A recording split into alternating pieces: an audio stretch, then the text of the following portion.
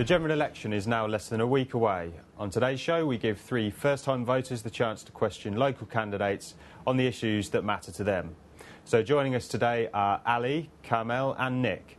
My name's Ali, I'm 20 years old and I study at Southampton University studying politics. Hi, my name's Carmel, I'm 23 years old and I have a son who's 3 years old and I don't know who I want to vote for, but I'm hoping that they're going to help me give some inkling. OK, and let's meet our final first-time voter. Yeah, hello, I'm Nick. I'm a student here at Southampton Solent. I have no idea who I'm going to vote for, and hopefully by the end of this show I'll have a better idea. The general election on May the 6th could be the closest in years. There are nearly 2 million young people, like our guests here today, who are eligible to vote for the first time. So let's firstly find out what young people are thinking. Who are you going to vote for? Probably Conservative right now. Any reasons? The student policy. I don't know about the parties, I don't know about the single candidates. I don't know yet, but I've been watching debates and I think Lib Dems have been coming off the best. I probably will. I feel like they're reaching out to young people a lot better this year. Joining us today are Mark Hoban, the Conservative candidate for Fareham. Chris Huhne is the Liberal Democrats candidate for Eastleigh. Finally, John Denham is Labour's candidate for Southampton Itchen. John, welcome to the hot seat. Well, let's get straight on with our first question for you then, which comes from Ali. As a Scot living in England, a lot of my compatriots have benefited from free higher education in Scotland. Do you not think that this is something that should be equal across the board in the UK? The point about devolution is that different decisions can be made, and that's a good thing. But the choice that we made here was we wanted to expand the number of people, increase the number of people who could go to university. But we didn't want to do it at the cheap. So we increased the amount of money that went into universities, but to bring in the extra money that was needed, we took the difficult decision to bring in fees. Now these are fees, you know, where you only start to repay when you start to earn a graduate salary and where your investment of time and effort has paid off. It's true that in Scotland they took a different decision, which was to not make that investment and gradually starve the universities of funding. But, you know, I think English students in English universities are going to benefit in the future because more people are going to university, but they're not getting it at a cut price. They're getting proper investment in a good quality education. Okay. Your policy does say that you will consider Lord Brown's higher education review. Essentially, you could be increasing tuition fees. Well, of course we've set up a review. There were 2 reasons for this. When we brought in the policy, there were a lot of fears that the effect of bringing in fees would to persuade young people from poorer backgrounds not to go into higher education. Now, that hasn't happened. In fact, the proportion of students in universities from poorer backgrounds has continued to increase since fees came in.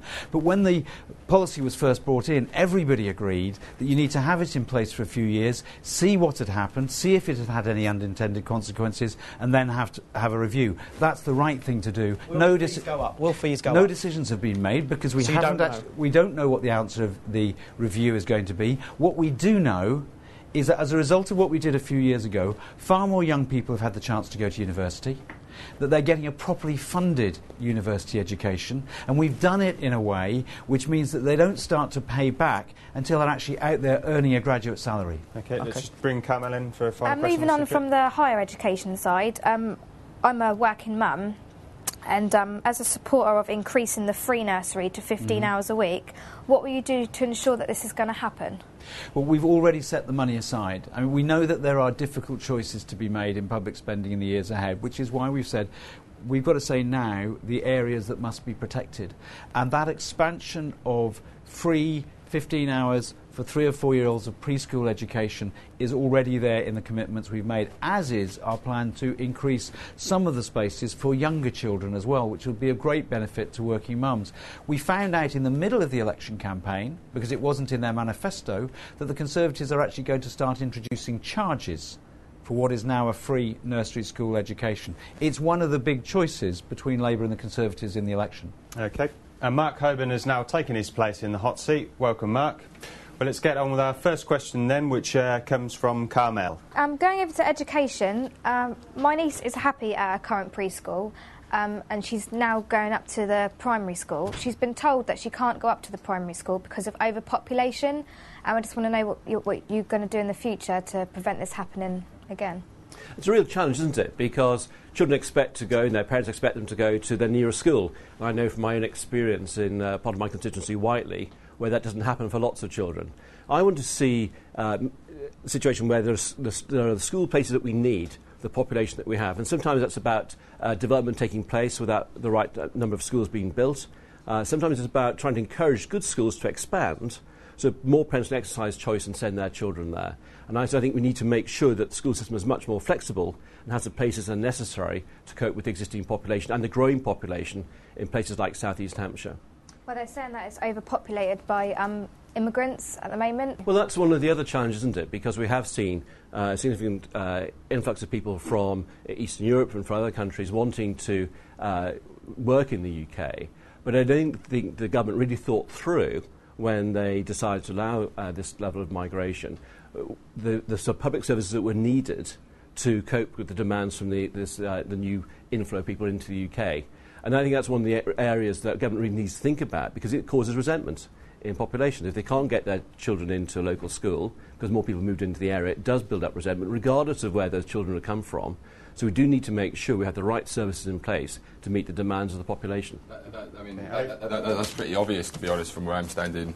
All you've done really is just agree with what she said. Give me one policy area where you think you can help reduce the numbers in school, in class sizes. Well, that's why I think you need to give parents the opportunity, for example, to set up new schools, and something that the Conservative Party have been, if I can just answer Ali's question, something that the Conservative Party has been very clear on over a number of elections is actually giving parents and other, say, voluntary groups, church groups, the opportunity to open up new schools to cope with this demand for new school places. And that's a very good practical way which can help people get the education that their children need. You're saying you're going to give local parents the chance to take over schools that are failing or face closure, or start up new schools. If you don't trust the local authority, how are you going to trust parents?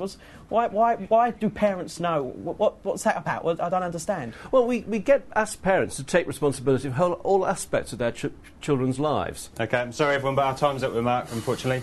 But thank you very much for joining us today. Our final guest is going to be Liberal Democrat candidate for Eastleigh, Chris Hume. Well, let's get underway then with our first question to come from Nick. As a student, I'm a fan of you cutting tuition fees, as the other two parties say they will stay. But why are you backtracking and say it will now take about 6 years? Well, we made a decision a couple of years ago when we began to appreciate the full extent of the problems with the public finances, that we were going to have to hone down our commitments to what was affordable in the new environment. And so we want to go ahead with this because we believe passionately that education should be free and should be available to all so that everybody can maximise their chances and their opportunities. But it means that we have to phase it in over a longer period, over 6 years, rather than go ahead up front with it as we were intending to do before. It seems to me that you're kind of keeping hold of it, where in reality 6 years is a very long way off, and it seems like it's we will, but there'll be another election in that time. I mean, you'd have to be in power. But we're not saying that we would leave it until the 6th year. We're saying that there would be an immediate start, so that people starting now would actually, first of all, benefit from that in the first year. So it's a phased-in process, but there will be clear progress by the next election, but we will not be able to complete the process until after the next election. Let's face it, we are now looking at the second biggest budget deficit gap between taxes and public spending of any country in Europe. So we have to make sure that what we're proposing is responsible. OK, let's bring Carmel in here now. Yeah, going with a lot of schools are overpopulated at the moment. With an example of my niece, she's only 4 years old and she's already in a primary school. She couldn't get into her, she was in preschool and she couldn't get into her primary school, which is the same school, because it was overpopulated. Is there going to be anything that's going to change that? Or? Well, that's one of the reasons, the problem of overcrowding is one of the reasons why I think it's so wrong to go with the Conservative policy of abolishing building schools for the future, because actually we do need to make sure that every child has the opportunity of a good education. You only get one chance at a good education. If you miss it, that's it.